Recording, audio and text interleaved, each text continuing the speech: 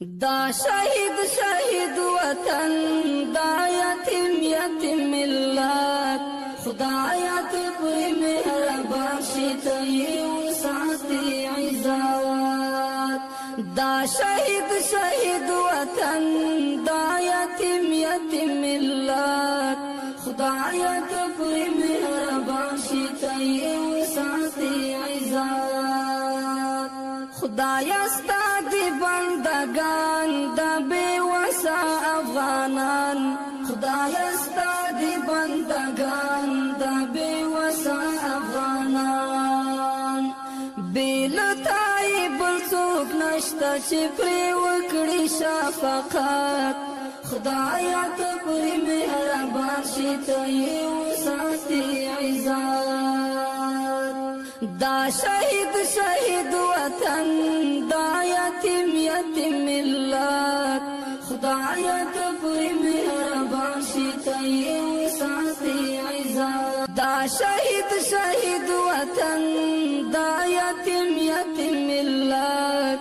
خدایا ته پرې مهربان شي ته یې وساتي عزت خدایا ته پرې مهربان شي. السلام علیکم ورحمت الله وبرکاتہ. قدرمنو هیوادوالو په دې هیله چې ښه یاستئ. نن د روژې یولسمه روژه ده چې د 2025 کال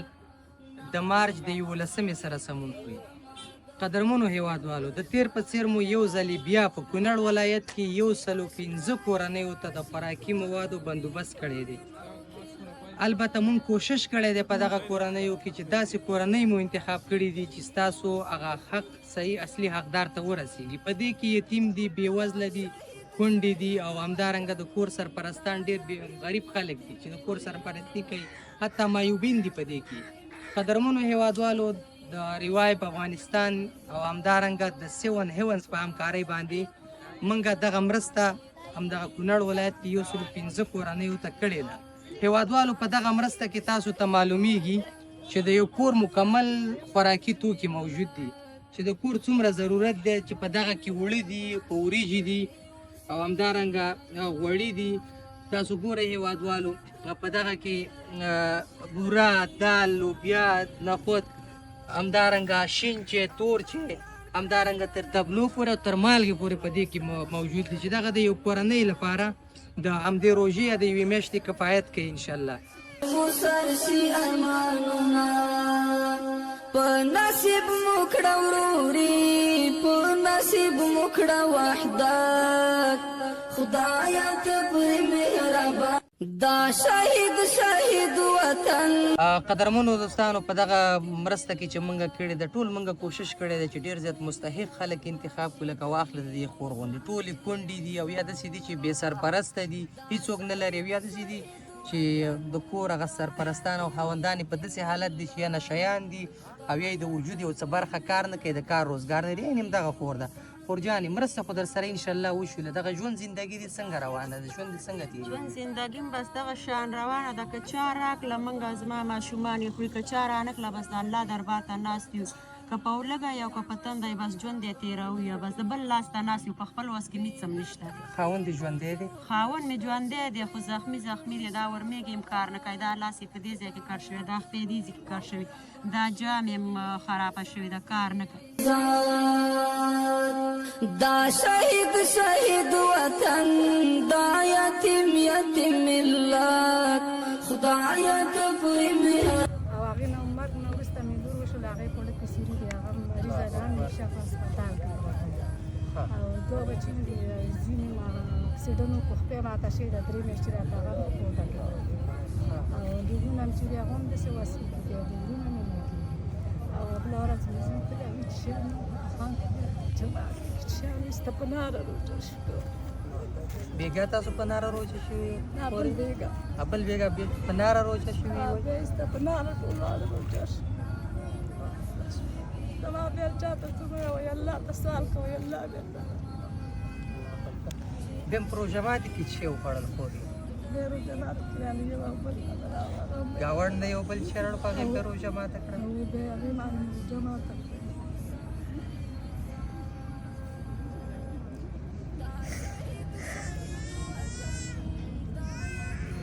انشاءالله خورې اوس خو در سره مرسته وشوله ښه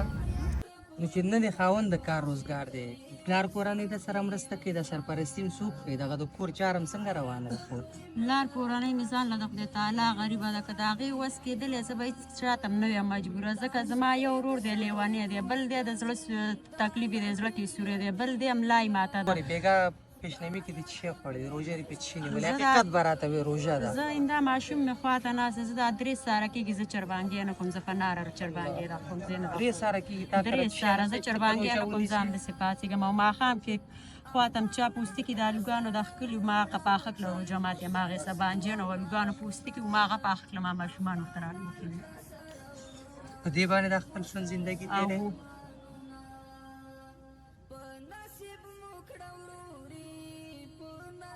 په دې کې زما ماشومان بېګا راله یو ټوټه نیولې بل وایي مورې زموږ ماشومانو وړو دا ټوټه کلي موږ ته به اختر له دا والي هغه خفګان مې په بېله تېر کړ روژه ماتې ما صحیح ونه کړو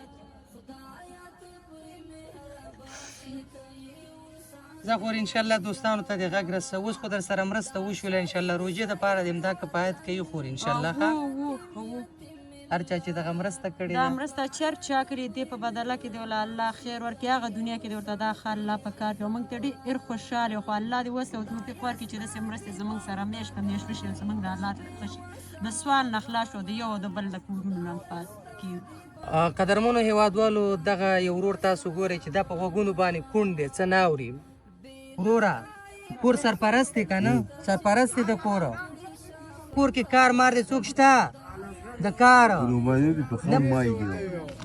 خپه باندې مایوبه دغه حالت دوستان تاسو ګورئ دغه خپه باندې ټول مایوبه دی بل په غوږونو باندې کوڼ دی څه نه اوري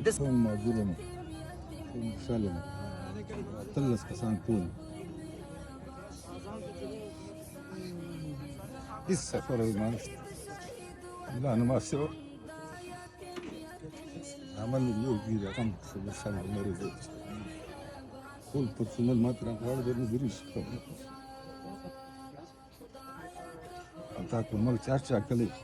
هذا دي زونو ورتي هذا زونو دور يتبان بيه نار پاتشو شين سره جوړه خو شين سره ترګاری مرګاری نشته خوري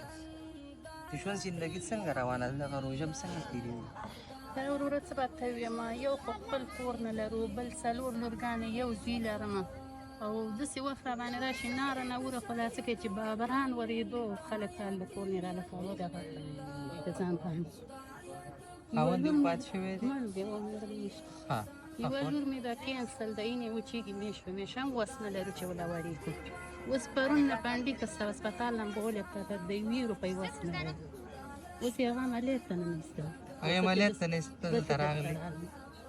پر کوټ یې زوینې دي او نور د خوراک مراقب ته نشم دی چې نار ناسته خورې بېګارو چربانګي کې به م څه خوړلي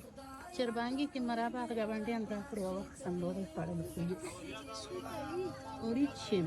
ماښام دپاره کور کې څه لرل اوس پرون ماښام دپاره موږ په هسپتال کې لورګانې مې کور کې نیم خبر شوې موږ هسپتال کې کار ته کور او ډوډۍ راکړې هغې باندې روژه کور ته نه یم اوس یې هغه عملیات هم نشته کور نه زه دغسې راغلم ورکوټ یې ماشوم ځینې دي هغه مې ورسره کړی خپلوان څوک نشته ورونه مې پولۍ خرڅه